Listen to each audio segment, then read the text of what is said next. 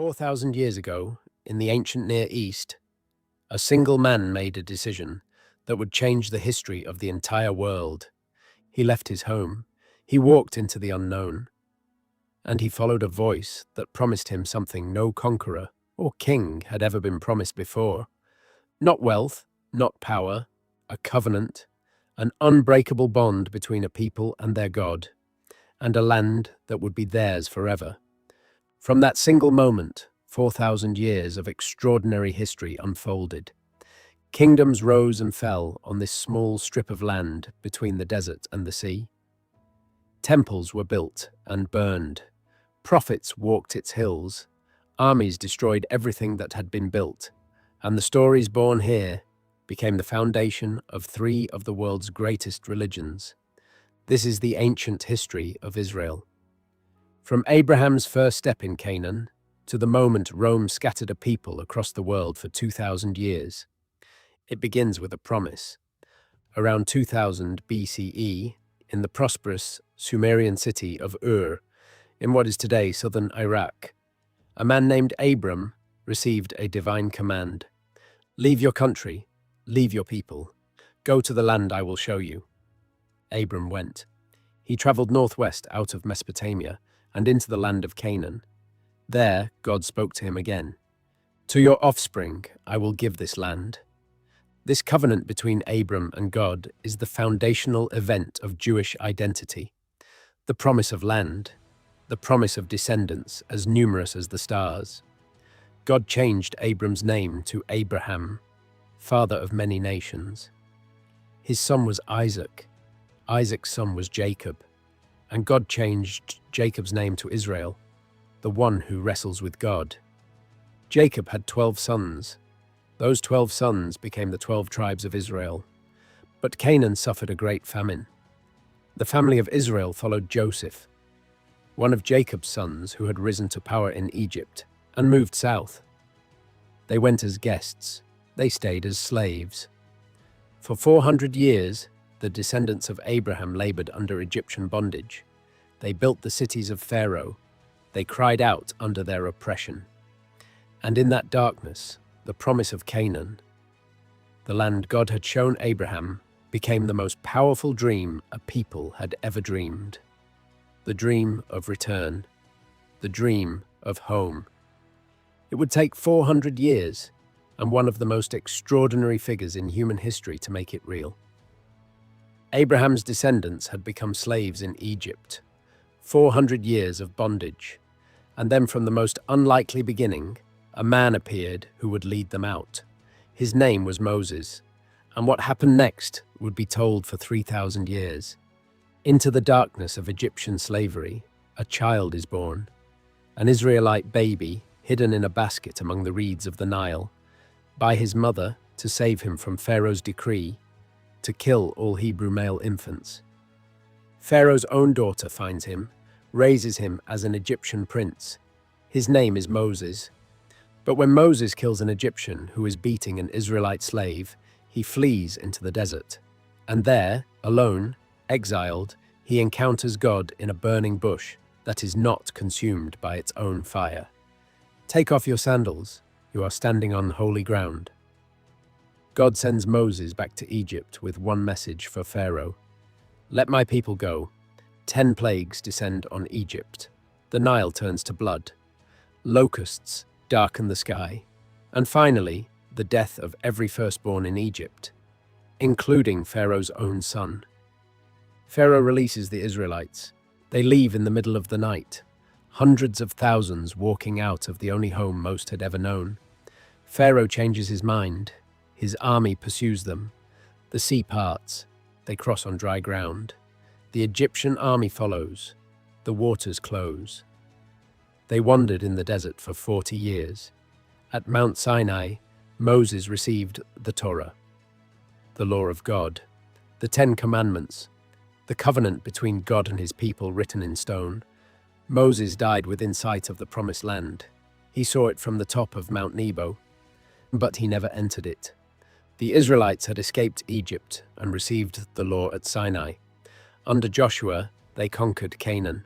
For 2 centuries, they lived as a loose confederation of tribes, Then they demanded a king, and what followed was the golden age of ancient Israel. Saul was the first king of Israel. Then came David, a shepherd boy from Bethlehem, the youngest son of a man named Jesse, so insignificant that when the prophet Samuel came to anoint the next king, Jesse did not even bother calling David in from the fields. But God saw what men could not see. Man looks at the outward appearance. God looks at the heart. David proved himself. He defeated the Philistine giant Goliath with a single stone from a sling. He survived years as a fugitive from the jealous King Saul, and he became the greatest king in Israelite history. He conquered Jerusalem, then a Jebusite city, and made it his capital. He brought the Ark of the Covenant there in a procession of such joy that he danced before it in the streets. Jerusalem became the city of David, the spiritual center of the Israelite nation. Solomon, his son, built the first temple. Cedar beams from Lebanon, stone quarried miles away so no sound of hammer would disturb the holy ground. Gold overlaying the inner sanctuary.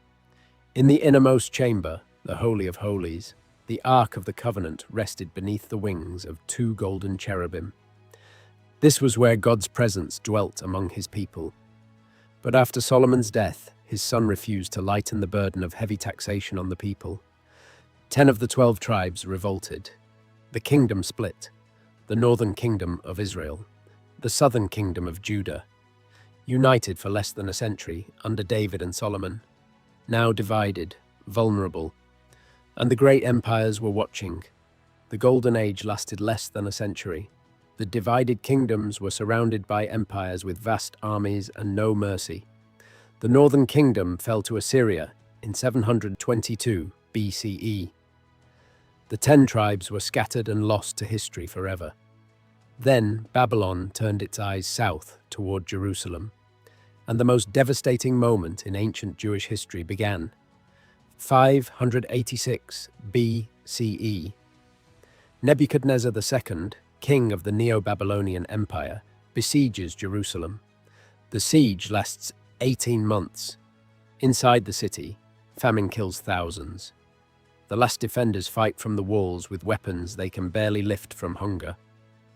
The walls finally break. The last king of Judah, Zedekiah, is captured, trying to flee. He is forced to watch his sons executed. Then his eyes are put out. The last thing he ever sees is the death of his children. And then the Babylonians turn to the temple, Solomon's temple. Built 4 centuries earlier, the house of God, the physical dwelling place of the divine among his people.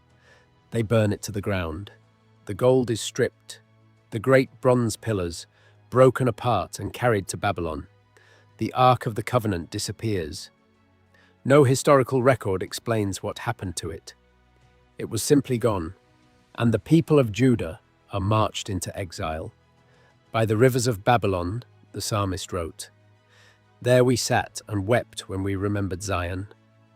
How can we sing the songs of the Lord while in a foreign land? If I forget you, Jerusalem, may my right hand forget its skill." The exile lasted 50 years, but the story did not end there. Cyrus the Great of Persia conquered Babylon in 539 BCE, and in an act of extraordinary tolerance, he allowed the Jewish people to return to their homeland and rebuild their temple. They returned, they rebuilt. But the ancient world was changing. Greece arrived, then Rome, and Rome had no patience for a people who refused to bow. Persia gave the Jewish people their homeland back. Greece brought new culture and new conflict. But it was Rome that delivered the final blow to ancient Jewish independence. And what Rome did to Jerusalem in 70 CE created a wound that 2,000 years have not fully healed. In 63 BCE, the Roman general Pompey conquered Jerusalem. Judea became a Roman province. Roman rule grew heavier with each generation, crushing taxation, religious humiliation, and the burning memory of what Israel had once been under David and Solomon. In 66 CE, the Jewish people rose in revolt. 4 years of brutal warfare, Roman legions under Titus besieged Jerusalem in 70 CE. After 5 months of siege and famine, the walls broke. The Romans poured through.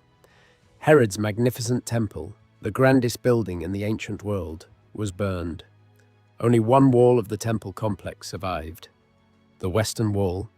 It stands today, and Jewish people from around the world still come to press their prayers into its ancient stones. The Jewish people walked into exile carrying their Torah, their prayers, and one unbreakable promise. Next year in Jerusalem. For 2,000 years, those words were spoken at the end of every Passover Seder in every corner of the world, from Abraham's first step into Canaan, to the burning of the temple, to the long road of exile, 4,000 years of story. One sentence. Next year in Jerusalem. Thank you for watching. If this ancient history moved you, share it with someone who has never heard the full story. Because these stories are 4,000 years old, and they still matter today. The ancient world is never truly gone. It lives in everything that came after it.